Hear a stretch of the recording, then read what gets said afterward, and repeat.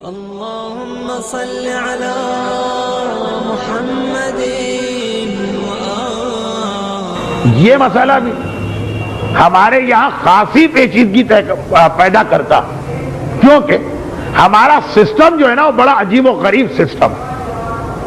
جیسے آج کل اخبارات میں ایک ہنگامہ آ رہا، وہ جی ایس ٹی والا کہ جی مسئلہ پیسے دینے کا نہیں، مسئلہ یہ ہے کہ تاجر حضرات ڈاکومنٹیشن پہ تیار نہیں. مثلا ایک بات میں کہہ رہا ہوں، تقریباً ویسا ہمارے یہاں کا مسئلہ کہ کام ہمارے یہاں چل رہا، باتیں طے نہیں پاتی کہ آخر یہ کام کس نیت سے ہو رہا.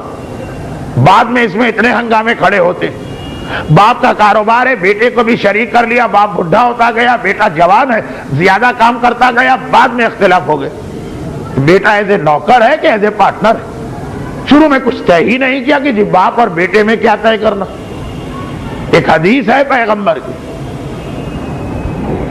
کہ اگر اجنبی ترین آدمی بھی ہے تو اس سے اس طرح سے ملاقات کرو، تعلقات قائم کرو جیسے اپنے سگے بھائی سے.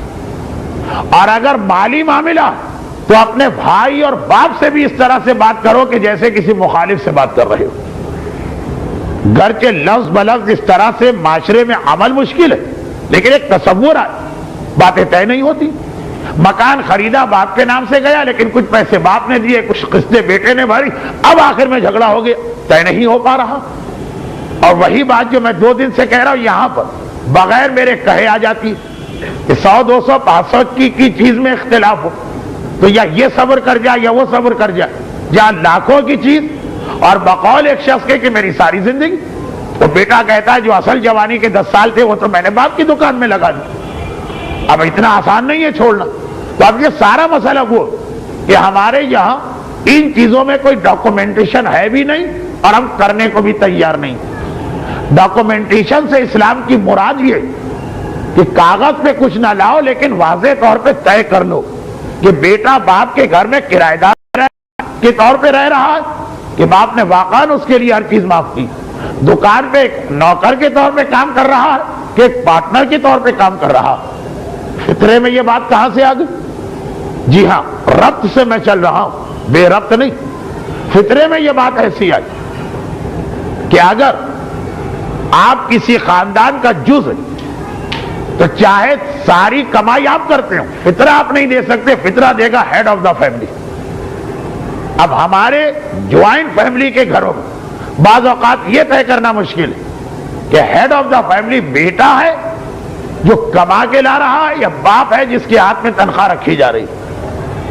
باپ تو پھر بھی ایک حیثیت رکھتا، لیکن جہاں باپ کا انتقال ہو گیا، بیوہ ماں جس کا کوئی حصہ مالی معاملات میں نہیں ہے لیکن ساری اولادیں لا کے تنخواہ ان کے ہاتھ میں رکھ رہی. فقہی اعتبار سے یہ ایک مشکل ترین مسئلہ کہ فطرہ ماں کو دینا ہے کہ بیٹوں کو دینا، واجب کسی ایک پر. لیکن چونکہ ہمارے یہاں کچھ طے نہیں ہو رہا کہ یہ جو بیٹا یہ اپنی تنخواہ ماں کے ہاتھ میں احترام کے طور پہ دے رہا کہ باقاعدہ ان کو مالک بنا دیتا. اگر مالک ماں بن جاتی اس کا مطلب یہ ہے کہ ماں کے پیسے سے بیٹے کا گزارا ہو رہا. اگر یہ بیٹا فطرہ نکال کے ہم کو دے بھی تو یہ غلط فطرہ، یعنی اس کا اصلی فطرہ ادا نہیں ہوا، یہ ایک صدقہ خیرات ایک ایسا ڈونیشن بن جائے گی. اور اگر مالک بیٹا ہی ایک احترام کے اندر پیسے لا کے ماں کو دیے گئے، لیکن خرچ اور مرضی اور بچے ہوئے پیسے کی ملکیت سب بیٹے کی ہے، تو اس صورت میں ماں نے اگر فطرہ نکالا تو بیکار. گرچہ یہاں پہ وہی اصول جو میں نے کہا کہ اگر زیادہ کنفیوژن ہو رہا تو ٹھیک ہے، اس بیٹے کی حد تک دونوں فطرہ نکال لیں. مگر ایک ہے مسئلہ اور بہت سنگین مسئلہ جس کے اوپر جس کا اپنا فطرہ کسی اور پر واجب ہو اور وہ خود اپنا فطرہ نکالے، وہ نہ نکالے تو یہ گناہگار رہے گا فطرہ نہ دینے کا. اب آئیے فطرے کے مسئلے سے ہم آگے بڑھیں.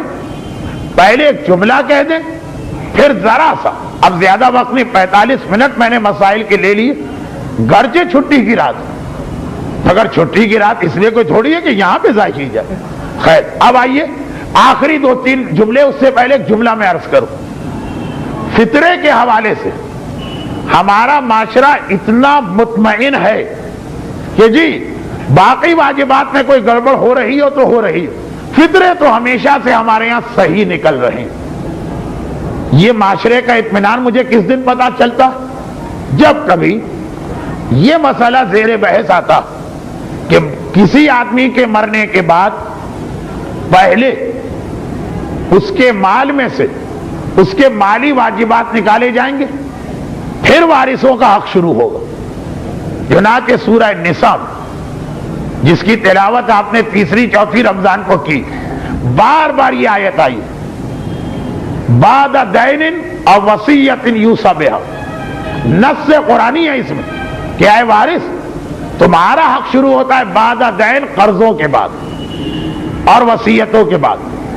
تو مالی واجبات پہلے، یعنی اگر مالی واجبات میں میراث ختم ہو گئے تو بیٹے کا، بیٹی کا، بیوی کا، ماں کا کوئی حق نہیں. اب پوچھا گیا مالی واجبات کیا؟ ہم نے کہا مرنے والے پہ زکوٰۃ واجب تھی، کہا کہ کرنسی نوٹ کے مسئلے کی وجہ سے واجب نہیں تھی. خمس واجب تھا، پہلے وہ نکلے گا. قرضے واجب تھے، وہ نکلیں گے. فطرے واجب تھے، وہ نکلیں گے. باقی ہر چیز میں ایک لمحے کے لیے وارثوں نے سوچا ہاں شاید کچھ چیزوں پہ خمس ہو، شاید قرضے ہو. فطرے کی بات کی کہ آگے بڑھ جائیے. یہ تو کوئی کہنے کا مسئلہ نہیں. روزے بھی جو لوگ نہیں رکھتے، فطرے کی رقم اتنی معمولی کہ وہ تو ہر آدمی دے دیتا، لیکن جب اس کے مسائل کی گہرائی میں ہم جاتے ہیں تو اتنا پتا چلتا کہ بہت سارے لوگ ایسے ہیں جو فطرے یا دے دیتے ہیں تو غلط دیتے. غلط کا مطلب گناہ نہیں ہوتا، لیکن فطرہ ان کے اوپر باقی رہتا. یا وہ فطرہ توڑنے کا مسئلہ، یا غلط آدمی کو دینے کا مسئلہ، یا واجب ہم پر ہے نکال ہماری ماں نے دیا، یا واجب ماں پہ تھا نکال ہم نے دیا، یا مہمان کا مسئلہ. اب اتنے سارے جملوں، ایک جملے کو آج پھر دوہرا دوں اس لیے کہ باقی ساری چیزیں آج ہی آئی ہیں. ایک جملہ کل آ گیا تھا، مجمع سے فائدہ کیوں نہ اٹھاؤ کہ جس کو فطرہ دے اسے بھی صحیح آدمی ہونا چاہیے. اور صحیح آدمی سے مطلب یہ غریب ہو، بے نمازی نہ ہو، اور کوئی گناہ کھل کے نہ کرتا ہو. داڑھی اور بے حجابی تو یقیناً وہ گناہ ہے جو کھل کے کیا جاتا، اور بھی کئی گناہ ہیں مگر یہ تو ایسے ہی ہے. چنانچہ یہ بھی ایک مسئلہ آ گیا. مرنے والے نے فطرے دیے تھے، وارثوں نے کہا بھائی یہ تو طے شدہ مسئلہ، آگے بڑھ جائے. جب سے ہم نے ہوش سنبھالا، بابا کو کوئی اور کام کرتے دیکھا ہو کہ نہ دیکھا ہو، فطرہ ضرور دیتے تھے، لیکن غلط آدمی پھر ان کے اوپر باقی. یہاں پر فطرے کی بات مکمل ہو.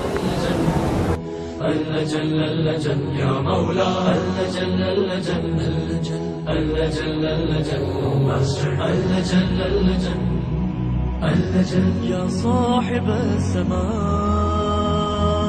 اللہ جل اللہ جل